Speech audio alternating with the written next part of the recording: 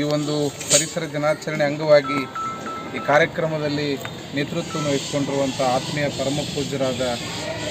ಪರಮ ಪೂಜ್ಯ ಕುಮಾರ ಮಹಾರಾಜರಲ್ಲೂ ಕೂಡ ಭಕ್ತಿಪೂರ್ವಕವಾದ ಶರಣಾರ್ಥಿಯನ್ನು ಹೇಳ್ತಾ ಮೊಟ್ಟ ಮೊದಲಿಗೆ ಎಲ್ಲರಿಗೂ ವಿಶ್ವ ಪರಿಸರ ದಿನಾಚರಣೆ ಶುಭಾಶಯಗಳನ್ನು ಹೇಳೋದ್ರ ಜೊತೆಗೆ ವಿಶೇಷವಾಗಿ ಇವತ್ತು ಸವಣೂರಿನ ಈ ಒಂದು ಭವ್ಯ ಪರಂಪರೆಯ ಐತಿಹಾಸಿಕ ಪುಣ್ಯ ನೆಲವಾಗಿರುವಂಥ ದೊಡ್ಡ ಹುಣಸೆ ಕಲ್ಮಠದ ದೊಡ್ಡ ಹುಣಸೆಯ ಮರದ ಅಡಿ ಒಳಗೆ ಇವತ್ತು ಪರಿಸರ ದಿನಾಚರಣೆಯನ್ನು ನಾವೆಲ್ಲ ಆಚರಿಸ್ತಾ ಇದ್ದೇವೆ.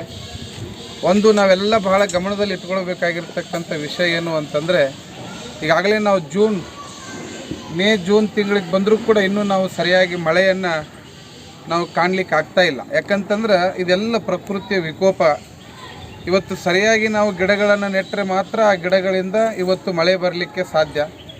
ಆದರೆ ಮನುಷ್ಯ ತನ್ನ ಸ್ವಾರ್ಥಕ್ಕಾಗಿ ಮರಗಳನ್ನೆಲ್ಲ ಕಡಿದು ನಾಶ ಮಾಡಿ ದೊಡ್ಡ ದೊಡ್ಡ ಬಿಲ್ಡಿಂಗ್ಗಳನ್ನು ಮನೆಗಳನ್ನು ಕಟ್ಟಿಸ್ಕೊಂಡು ಇವತ್ತು ಪರಿಸರದ ಬಗ್ಗೆ ಕಾಳಜಿನೇ ಇಲ್ಲದಂಥ ವ್ಯವಸ್ಥೆ ಆಗಿರೋದ್ರಿಂದ ಇವತ್ತು ಪ್ರಕೃತಿ ವಿಕೋಪ ಆಗೋದು, ಕೆಲವೊಂದು ಕಡೆಗೆ ಭೂಕಂಪಗಳಾಗೋದು, ಕೆಲವೊಂದು ಕಡೆಗೆ ಬರ, ನೀರಿಲ್ಲದೆ ಜೀವಿಗಳು ಒದ್ದಾಡ್ತಾ ಇರೋದನ್ನು ನಾವೆಲ್ಲ ಗಮನಿಸ್ತಾ ಇದ್ದೇವೆ.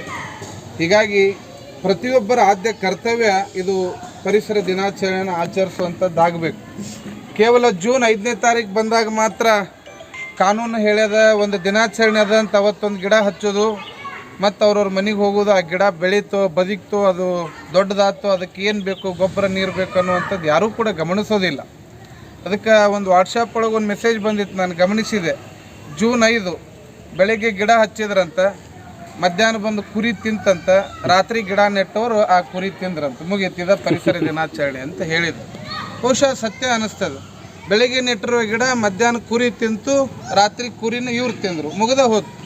ಇಷ್ಟು ಪರಿಸರ ದಿನಾಚರಣೆ ಆಗಿಬಿಟ್ಟದು. ಹೀಗಾಗಿ ಕೇವಲ ಒಂದು ಸತ್ಯ ಗೊತ್ತಿರಲಿ, ಮುಂದಿನ ಭವಿಷ್ಯತ್ ಕಾಲದಲ್ಲಿರ್ತಕ್ಕಂಥ ನಿಮ್ಮ ಮಕ್ಕಳಿಗೆ, ನಿಮ್ಮ ವಂಶಿಕರಿಗೆ ನೀವು ಮನೆ ಕಟ್ಟಿಸ್ತಿರೋ, ಆಸ್ತಿ ಮಾಡ್ತಿರೋ, ಬಂಗಾರ ಮಾಡ್ತಿರೋ, ದೊಡ್ಡ ದೊಡ್ಡ ಬಿಲ್ಡಿಂಗ್ ಕಟ್ತಿರೋ ಮುಖ್ಯ ಅಲ್ಲ, ಅವರಿಗೆ ಉತ್ತಮವಾದ ಪರಿಸರವನ್ನು ಕೊಟ್ಟು ಹೋಗುವಂಥದ್ದು ಆದ್ಯ ಕರ್ತವ್ಯ. ಈಗಿನ ಎಲ್ಲ ನವ ಯುವಕರಲ್ಲಿ ಆ ಒಂದು ಜ್ಞಾನ ಬರಬೇಕು ಅನ್ನುವಂಥ ವಿಚಾರವನ್ನು ಹೇಳ್ತಾ, ಹುಟ್ಟುಹಬ್ಬ ಬಂದಾಗ ರಾತ್ರಿ 12 ಗಂಟೆಗೆ ಸ್ಮಶಾನದ ಮುಂದೆ ಕೇಕ್ ಕತ್ತರಿಸಿ ಹುಟ್ಟುಹಬ್ಬ ಆಚರಿಸ್ಕೊಳ್ತಕ್ಕಂಥ ಎಷ್ಟೋ ಯುವಕರನ್ನು ನಾವು ನೋಡೀವಿ.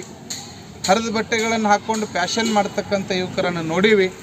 ಆದರೆ ಇವತ್ತು ಈ ಒಂದು ಶಿಕ್ಷಣ ಸಂಸ್ಥೆ ಮುಖಾಂತರ ಎಲ್ಲ ವಿದ್ಯಾರ್ಥಿಗಳಿಗೆ, ಸಹೋದರ ಮಿತ್ರರಿಗೆ ಹೇಳೋದಿಷ್ಟೇ, ನಿಮ್ಮ ಒಂದು ಹುಟ್ಟಿನ ದಿನ ರಾತ್ರಿ 12 ಗಂಟೆಗೆ ಕೊಡದಗಟ್ಟಲೆ ಹಾಲು ಸುಲ್ಕೊಂಡು, ತಲೆ ಮೇಲೆ ಮೊಟ್ಟೆ ಹೊಡ್ಕೊಂಡು ಕೇಕ್ ಕತ್ತರಿಸಿದ್ರೆ ನಿಮ್ಮ ಹುಟ್ಟು ಸಾರ್ಥಕ ಆಗೋದಿಲ್ಲ. ನಿಮ್ಮ ಹುಟ್ಟಿದ ದಿನ ಅವಿಸ್ಮರಣೀಯವಾಗಿ ಉಳಿಬೇಕಾಗಿತ್ತು ಅಂತಂದರೆ ಆ ಹುಟ್ಟಿದ ದಿನ ಒಂದು ಗಿಡವನ್ನು ನೆಡ್ರಿ, ಆವಾಗ ನಿಮ್ಮ ಬದುಕು ಸಾರ್ಥಕ ಆಗ್ತದೆ ಅನ್ನುವಂಥ ಒಂದು ಕಿವಿ ಮಾತನ್ನು ಈ ಮುಖಾಂತರವಾಗಿ ಹೇಳ್ತಾ, ಪರಿಸರವನ್ನು ಉಳಿಸೋಣ, ಬೆಳೆಸೋಣ. ಇವತ್ತು ಆಮ್ಲಜನಕದ ಕೊರತೆಯಿಂದಾಗಿ ಕೋವಿಡ್ ಟೈಮ್ದಲ್ಲಿ ಒಂದು ಆಕ್ಸಿಜನ್ ಸಿಲಿಂಡ್ರನ್ನು ತೊಗೊಳ್ಳಿಕ್ಕೆ ಎಷ್ಟೋ ಪರಿತಪಿಸಿದ್ವಿ. ಆ ಮುಂದಿನ ದಿನಮಾನದಲ್ಲಿ ಬರುವಂಥ ಯುವ ಪೀಳಿಗೆಗೆ, ಬರುವಂಥ ಹೊಸ ಇತಿಹಾಸಮಾನದ ಒಂದು ಪೀಳಿಗೆಗೆ ಒಳ್ಳೆಯ ಆಮ್ಲಜನಕವನ್ನು, ಒಳ್ಳೆಯ ಪರಿಸರವನ್ನು ಕೊಟ್ಟು ಹೋದರೆ ನಿಜವಾಗ್ಲೂ ಅವರೆಲ್ಲ ನಮ್ಮನ್ನು ಸ್ಮರಣೆ ಮಾಡ್ತಾರೆ ಅನ್ನುವಂಥ ಮಾತನ್ನು ತಿಳಿಸ್ತಾ, ಇವತ್ತು ಜಯಶ್ರೀ ಮೇಡಮ್ ಅವರ ಒಂದು ನೇತೃತ್ವದಲ್ಲಿ ಪರಮ ಪೂಜ್ಯ ಶ್ರೀಮಠದ ಪೀಠಾಧಿಪತಿಗಳಾಗಿರುವಂಥ ಮನರಂಜನಾ ಪ್ರಣವ ಸ್ವರೂಪ ಚನ್ನಬಸವ ಮಹಾಸ್ವಾಮಿಗಳು ಪರಿಸರದ ಪ್ರೇಮಿಗಳಾಗಿದ್ದ ಕಾರಣಕ್ಕಾಗಿ ಕಳೆದ 3-4 ತಿಂಗಳ ಹಿಂದೆ ಬಿದ್ದಂಥ ಮರವನ್ನು ಅದಕ್ಕೆ ಮತ್ತೆ ಮರುಜೀವವನ್ನು ಕೊಟ್ಟು ಮತ್ತೆ ಅದಕ್ಕೆ ಜೀವವನ್ನು ಕೊಟ್ಟಂಥ ಒಬ್ಬ ಪರಮ ಪೂಜ್ಯರ ಭಾಗದಲ್ಲಿ ಯಾರಾದರೂ ಇದ್ದರೆ ಅದು ನಮ್ಮ ಸವಣೂರು ಕಲ್ಮಠದ ಚನ್ನಬಸವ ಮಹಾಸ್ವಾಮಿಗಳು ಅನ್ನುವಂಥದ್ದನ್ನು ನಾವೆಲ್ಲ ಹೆಮ್ಮೆ ಪಡಬೇಕು. ಅಂಥ ಪರಮ ಪೂಜ್ಯರು ನಮಗೆಲ್ಲ ಆದರ್ಶರಾಗಿರೋ ಕಾರಣಕ್ಕಾಗಿಯೇ ಇವತ್ತು ಜೂನ್ 5ನೇ ತಾರೀಕು ನಾವು ವಿಶ್ವ ಪರಿಸರ ದಿನಾಚರಣೆ ದಿನ ಆ ಮರವನ್ನು ನೋಡ್ಕೊಂಡು ಹೋಗೋಣ ಅಂತ ಬಂದ್ವಿ. ಬೆಳಗಿನ ಜಾವ ನಾನು ಕೂಡ ಇವತ್ತು ಪರಿಸರದ ದಿನಾಚರಣೆ ಇರೋದರಿಂದ 5 ಗಿಡಗಳನ್ನು ನಮ್ಮ ಗ್ರಾಮದಲ್ಲಿ ನೆಟ್ಟು ಇವತ್ತು ನಾನು ಸವಣೂರಿಗೆ ಬಂದಿದ್ದು. ಇವತ್ತು ಈ ಒಂದು ಕಾರ್ಯದಲ್ಲಿ ಪಾಲ್ಗೊಳ್ಳುವಂಥ ಅವಕಾಶವನ್ನು ಈ ಶಿಕ್ಷಣ ಸಂಸ್ಥೆ ಮತ್ತು ಶ್ರೀಮಠ ನನಗೆ ಕಲ್ಪಿಸಿಕೊಟ್ಟಿದ್ದಕ್ಕಾಗಿ ಅವರಿಗೆ ಧನ್ಯವಾದಗಳನ್ನು ತಿಳಿಸ್ತಾ, ಪ್ರತಿಯೊಬ್ಬರೂ ನಿಮ್ಮ ಶಾಲೆ ಶಿಕ್ಷಣ ಡಿಗ್ರಿ ಮುಗಿಬೇಕಾದ್ರೆ 3 ವರ್ಷ, PUC ಮುಗಿಬೇಕಾದ್ರೆ 2 ವರ್ಷ, ಪ್ರತಿಯೊಬ್ಬರೂ ಶಿಕ್ಷಕರು ಇವತ್ತಿನಿಂದ ನಾನೊಂದು ವಿನಂತಿ ಮಾಡ್ತೇನೆ, ನೀವು ಹೆಂಗೆ ಜೂನ್ ತಿಂಗಳೊಳಗೆ ಅಡ್ಮಿಷನ್ ಮಾಡ್ಕೊಳ್ಳೋ ಮುಂದೆ TC, ಆಧಾರ್ ಕಾರ್ಡ್ ತೊಗೊಂಬಾ, ರೇಷನ್ ಕಾರ್ಡ್ ತೊಗೊಂಡು ಬಾ, ನಿಮ್ಮ ಅವ್ವ ಅಪ್ಪನ ಜಾತಿ ಸರ್ಟಿಫಿಕೇಟ್ ತೊಗೊಂಡು ಬಾ ಅನ್ನೋದ್ರ ಜೊತೆಗೆ ಬರೋ ಮುಂದೆ ಒಂದು ಸಸಿ ತೊಗೊಂಡು ಬಾ, ಆ ಗಿಡ ನಡೆಸುವಂಥ ಕೆಲಸ ವಿದ್ಯಾರ್ಥಿ ಕಡೆ ಮಾಡಿಸಿದರೆ ಆ ವಿದ್ಯಾರ್ಥಿ 3 ವರ್ಷ ತನ್ನ ಕೋರ್ಸ್ ಮುಗಿಸಿ ಹೋಗೋದ್ರೊಳಗೆ ಆ ಗಿಡವನ್ನು ಚೆನ್ನಾಗಿ ಬೆಳೆಸಿದ್ದ ಅಂತಂದ್ರೆ ಅದಕ್ಕೊಂದು 5-10 ಅಂಕಗಳನ್ನು ಕೊಡ್ತೀವಿ ಅಂತ ಒಂದು ಶಿಕ್ಷಣ ಸಂಸ್ಥೆ ಒಳಗೆ ಲೆಕ್ಚರರ್ಗಳು, ಶಿಕ್ಷಕರು ಅದನ್ನೊಂದು ಠರಾವು ಮಾಡಿದ್ರೆ ಬಹುಶಃ ತಮ್ಮ 10 ಅಂಕ ಸಲುವಾಗಾದರೂ ಆ ಗಿಡವನ್ನು ಆ ವಿದ್ಯಾರ್ಥಿಗಳು ಬೆಳೆಸಿ ಹೋಗ್ಬೋದು ಅನ್ನುವಂಥ ವಿಚಾರ.